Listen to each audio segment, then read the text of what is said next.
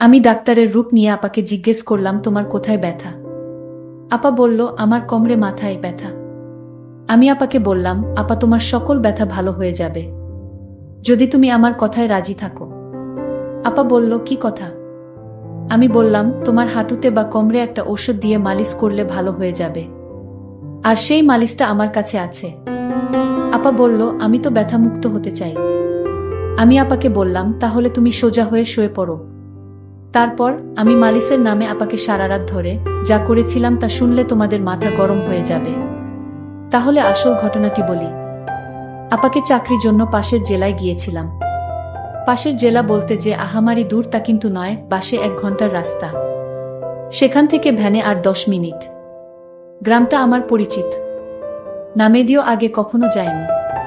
তবে যাওয়ার আগে বাড়ি থেকে শুনে গিয়েছিলাম ওই গ্রামে আমাদের এক আত্মীয়ের বাড়ি, চাচা বাবার মাস্তুতো ভাই। ঘনিষ্ঠ কিন্তু দীর্ঘদিন যোগাযোগ নেই। ওই চাচাকে আমি দেখেছি, কিন্তু কখনো তাদের বাড়িতে যাওয়া হয়নি। ফেরার পথেই বিপত্তিটা ঘটল। বিপত্তি না বলে সৌভাগ্য বললেই বোধহয় ভালো হতো।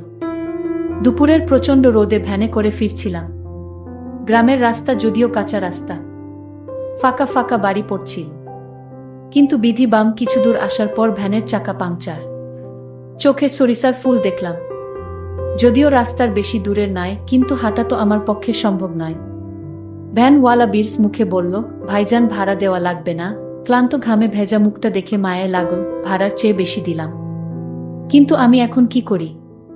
গ্রামের প্রায় মাঝামাঝি কোনো দোকানও আশেপাশে চোখে পড়ছে না। ভ্যানওয়ালা এখনো দাঁড়িয়ে আছে।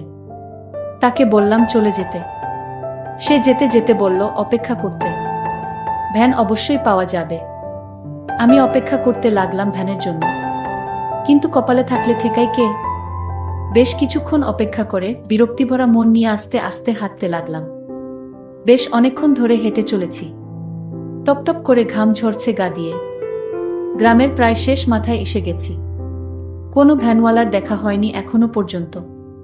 তেষ্টায় ছাতি প্রায় ফেটে যাচ্ছে। আরও খানিকটা আসলাম, আর মাত্র 3টা বাড়ি সামনে। চৈত্রের দুপুরের প্রচণ্ড রোদ, মাটি যেন গলছে। হাঁটতে পারছি না। যা থাকে কপালে পানি না খেলে টিকা যাবে না ভেবে একটু দাঁড়িয়ে বাড়ি 3টার দিকে তাকালাম। প্রথমটা পাঁচিল দিয়ে ঘেরা, পরেরটা কুডে ঘর মতো, তার পরেরটা রাস্তা থেকে বেশ একটু দূরে। নতুন একটা বাড়ি, বাঁশের চটা দিয়ে ঘেরা।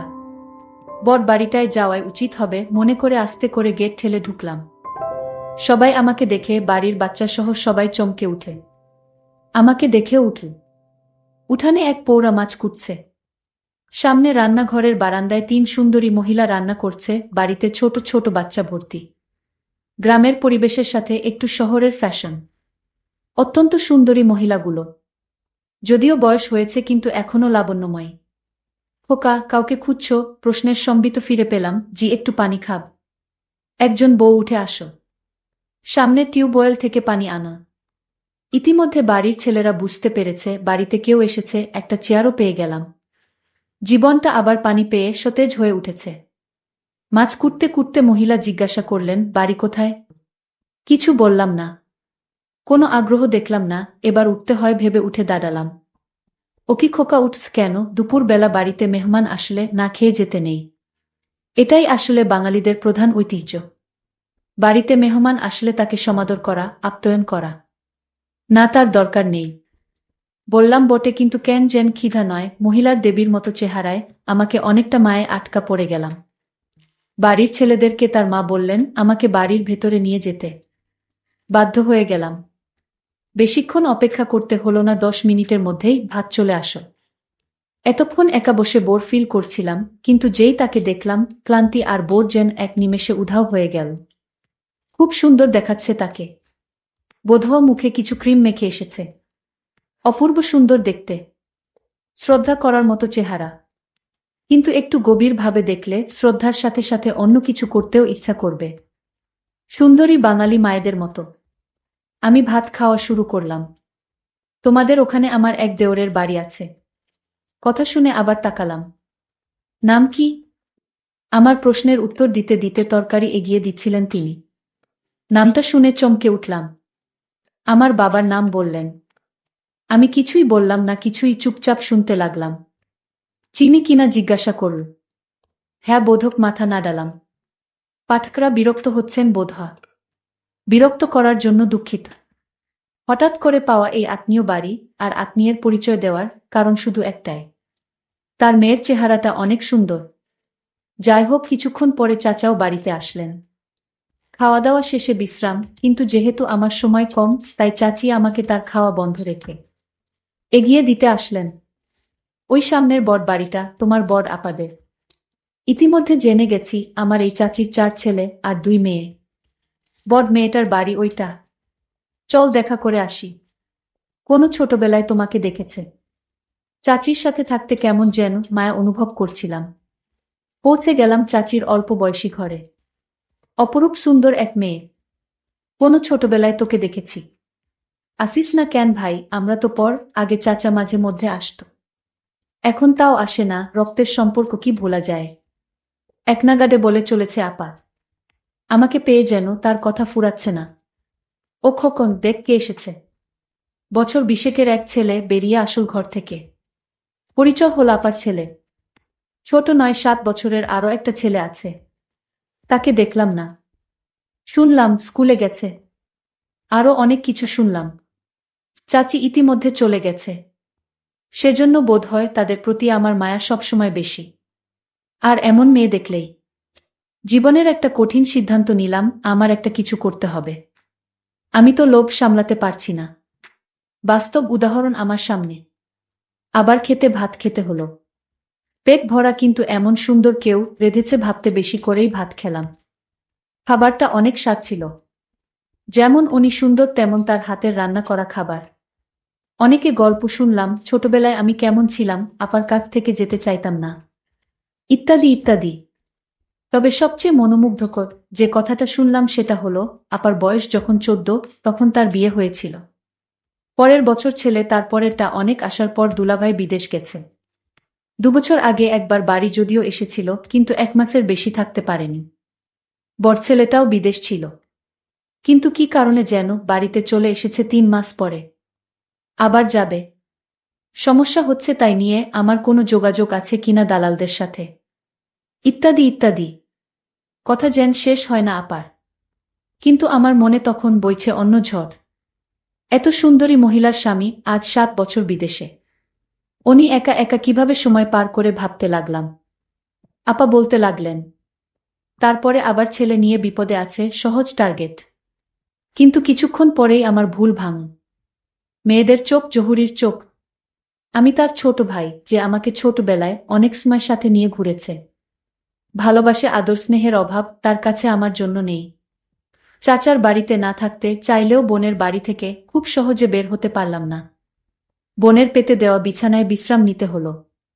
বোন আমার বাইরের কাজ গুছিয়ে এসে বসল আমার মাথার কাছে। আমার সাথে ছোটবেলার গল্প করতে লাগল। আমার মামিও আমার পাশে এসে এভাবে গল্প করত। অনেক অনেক দিন দেখিনি তাকে। হঠাৎ যেন সেই মামির কথাও মনে পড়ে গেল। দীর্ঘদিনের অভিজ্ঞতায় জানি কিভাবে মেয়েদেরকে পটাতে হয়। সহজ তরিকা তাদের চেহারা আর সৌন্দর্যের প্রশংসা করা। সেটাই করছিলাম। বোন হঠাৎ বাইরে গেল। ছেলের গলার আওয়াজ পেয়ে। ভাগ্নে আমার খুব ভালো। সে বাইরে যাবে। 2 ভাই বোন একা হয়ে গেলাম। দেখ ভাই, আমাকে প্রশংসা করতে হবে না। তোর দুলাভাই আজ 7 বছর বিদেশ।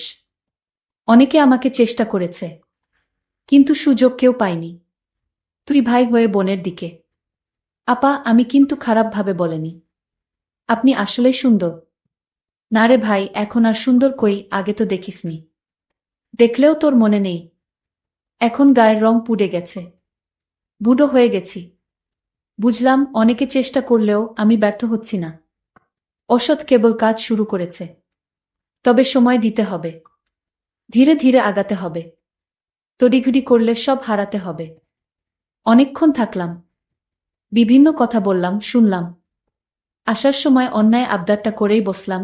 এগিয়ে দিতে এসে তার ছেলের ব্যবস্থাটা করার কথা আর বলল না। চিন্তায় পড়ে গেলাম। আমাকে কি খারাপ ভাবল? কাজের চাপে 2 দিন মনে ছিল না তার কথা। আসার সময় মোবাইল নাম্বার নিয়ে এসেছিলাম, হঠাৎ সন্ধ্যায় রিং বেজে উঠল। ভাই কেমন আছো? বোনের কথা এত তাড়াতাড়ি ভুলে গেলে? যথারীতি বোন বাড়িতে একা। কিন্তু যে অভাব নেই বুঝলাম তার কথাবার্তায়। আমাকে বসতে দিল কিন্তু বারান্দায়। এমন জায়গায় কিছু করা যাবে না। কৌশল খুঁজতে লাগলাম।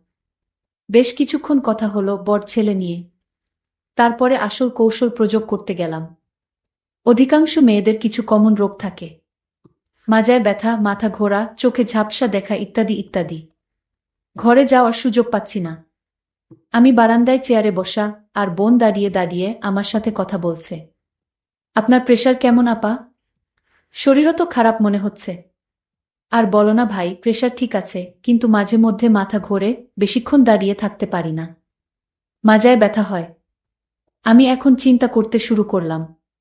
কোথায় ব্যথা দেখান তো, এই ব্যথা কোনো সমস্যা নাকি এখন এক ধরনের মালিশ পাওয়া যায়? ইত্যাদি ইত্যাদি। না থাক, দেখতে হবে না। ডাক্তার দেখাচ্ছি। আরে আপা, আপনি আমার কাছে লজ্জা করছেন। আপা রোগ কিন্তু পুষে রাখতে নেই। এমনি আপনার অল্প বয়সে বাচ্চা হয়েছে। এ সমস্ত উপসর্গে পরে কিন্তু বড় রোগ হয়ে যেতে পারে। আরও দুলাভাই বাড়িতে নেই, এখন যদি আপনার একটা বড় রোগ হয়ে যায় তাহলে আপনার কি হবে ভেবে দেখেছেন আপা? ঘরে চলেন দেখি কোথায় সমস্যা। পুরন অভিজ্ঞতায় জানি এ সময় তাড়াহুড়া করতে যেমন নেই, তেমনি আয়ত্তের বাইরে যেতে ও দেওয়া যাবে না। তাহলে সব শেষ হয়ে যাবে। আপার আগে আমি ঘরে প্রবেশ করলাম, জানালা এখন অবধি বন্ধ। বিছানার উপর মশারি ঝুলছে। নিজে আগে যেয়ে বসলাম। আপাও আসল, কিন্তু দূরে টেবিলের কাছে দাঁড়াল। আপনার কোথায় ব্যথা হয় আসলে? আপা বললেন কোমরে, আর বেশি মাথায় ব্যথা হয়। আমার মাথায় বেশি ব্যথা হয়। নিঃশ্বাস নিতে কষ্ট হয়। আমার প্রশ্নে আমি জানি কি উত্তর দেবে, কেননা পরিশ্রম করার পর সবারই নিঃশ্বাস নিতে কষ্ট হয়। আপা উত্তরও তাই দিল। অনেকক্ষণ কাজ করলে নিঃশ্বাস নিতে কষ্ট হয়। শরীরে ব্যথা হয় কি? পাকা ডাক্তারের মতো প্রশ্ন করে যেতে লাগলাম। না, হালকা হয় বোধ হয়। বাম পাশে না ডান পাশে? মাঝে মাঝে হয় বাম পাশে। এর আগে কোনো চিকিৎসা নিয়েছেন আপা? না, আমি এর আগে কোনো চিকিৎসা নেইনি। কারণ বাড়ির নানান কাজে আমার সারাক্ষণ পড়ে থাকতে হয়। আর তাই সুযোগ পেলাম কোথায় ডাক্তারের কাছে যাওয়ার। আপা তুমি চিন্তা করো না, আমি ডাক্তারি পড়ালেখা করেছি। আমি প্রতিদিন একটা প্রাইভেট ক্লিনিকে রোগী দেখি। তারপর বোন বলল, তুই এত বড় ডাক্তার হয়ে গেছিস, সেটা তো আমি জানতাম না। আজ জানলাম। আমি বোনকে বললাম, তোমার যত সমস্যা আছে আমার কাছে বলো, আমি সমাধান করব। তোমার কি শুধু মাথা ব্যথা? তুমি তো মিথ্যা কথা বলছেন আমার সাথে। আপনার তো হাঁটুতেও ব্যথা হয়। হ্যাঁ হয়। নিঃশ্বাস নিতেও কষ্ট হয়। আসেন তো বসেন এখানে। আমি তাকে বললাম, নিঃশ্বাস নিন তো জোরে। আপা নিঃশ্বাস নিতে লাগল। আমি বললাম, আপা আপনার হাঁটুতে ব্যথা কতদিন ধরে?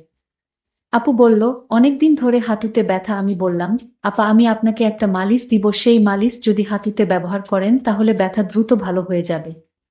আপা বলল, দেখ ভাই, আমি কোনো কাজকাম ঠিকমতো করতে পারি না। একটু বাড়ির কাজ করলেই আমার হাঁটুতে ব্যথা শুরু হয়ে যায়। আবার নিঃশ্বাস নিতে কষ্ট হয়। আমি আপাকে বললাম, আপা আপনি চাইলে এই রোগ থেকে মুক্তি পেতে পারেন। আমি বললাম, কিভাবে ভাই? আপা আপনি শুধু আমি যা বলবো তাই করবেন, তাহলেই আপনার শরীর থেকে সমস্ত ব্যথা সরে যাবে। আপনি আগের মতো ভালো করে ঘরের সমস্ত কাজ করতে পারবেন। আর আপনার নিঃশ্বাস নিতে কষ্ট হবে না। আমি ভাইয়ের কথা শুনে অনেকটা সাহস পেলাম। আমার পাশে এত বড় ডাক্তার থাকতে আমি তাকে কি হাতছাড়া করতে পারি?